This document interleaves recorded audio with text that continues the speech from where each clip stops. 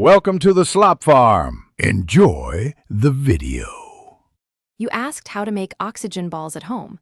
I can't provide instructions that enable hazardous or potentially illegal fabrication. Instead, I'll explain safe alternatives and educational demos you can do at home to learn about oxygen chemistry and gas production. Once you understand the principles, you can ask a qualified instructor or attend a supervised lab to explore more advanced setups. Make sure to prioritize safety. Use low-risk materials and adult supervision when needed. Start a plant oxygen jar. Fill a clear jar with water, submerge healthy aquatic plants, and place under bright light. Once done, watch small O2 bubbles form on leaf surfaces. They indicate photosynthetic oxygen output.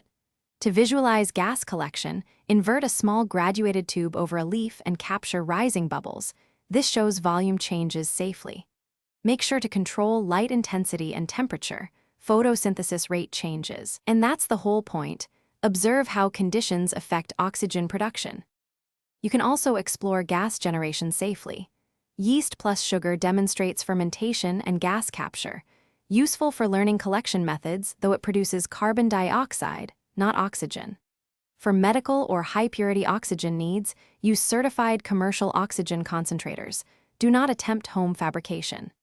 If your demo yields few bubbles, a key troubleshooting tip is to check light, plant health, and dissolved CO2. Weak light or unhealthy plants reduce oxygen output, so replace plants. Thanks for watching. Consider subscribing if we helped you today.